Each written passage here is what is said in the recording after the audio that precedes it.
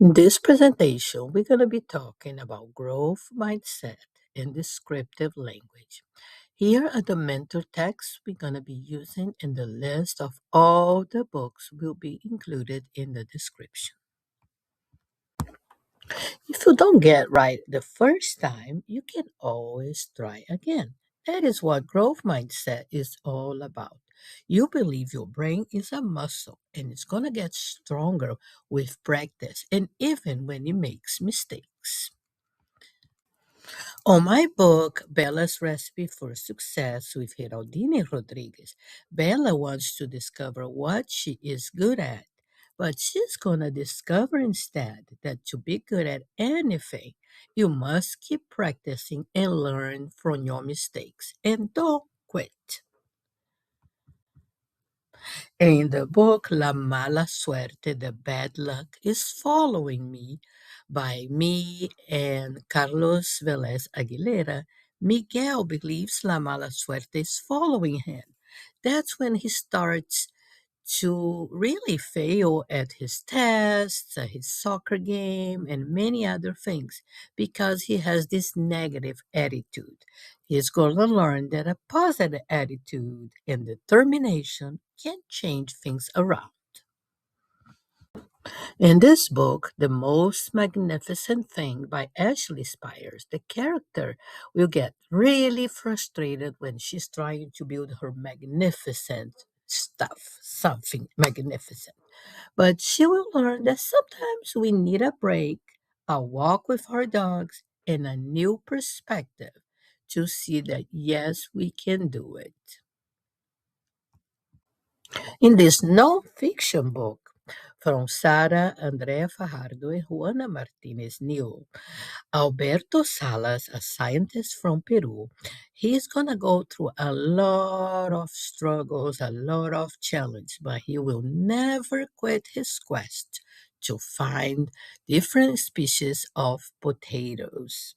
This book is called Paka Paka con la Papa. In this book, The Magical Yet, we're gonna learn the power of yet. Just mentalize and says, I'm not good yet, but I can keep on practicing, I can keep on working, and I will do it. Now we're going to talk a little bit about descriptive language. So first, let's talk about similes. Similes is when you compare things using like or as. I'm as strong as a lion. I run like a cheetah. You can see some funny and creative similes here in Bella's recipe for success.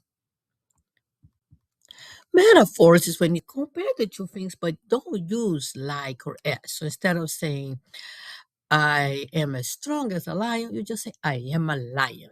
Here are some books that have titles that are metaphors. Which one is your favorite title? Onomatopoeia is when you use sounds. You can use sounds like the rain sound, or the sprinkle sounds, the superhero sound. So here in Abuela's Capa, they use clink, pum, and because we have the cupcake criminales, if for Abuela's Astronauta here we use plifty, plufty, plume, yahoo. So add some sounds to add some fun to your stories. And you can also add sensory details. What what do you smell? What do you see? What can you touch? Let the reader get into your story and smell the bread and hear the sound of the pan frying and can feel the earth on their hands. Use all your five senses to describe a scene. And here we have alliteration, and it's a repetition of the first consonant sound. So spin, sing, and still. The cupcake, we will catch the cupcake criminales. We beat, we blend, we bake. And all of those can make it sounds more fun and musical. Here are some simple pages of the activity kit. The link will be in the description and also on my website unnafiction.com, where you're going to find more activity kits, more videos, and more presentations for your students. Gracias. Bye.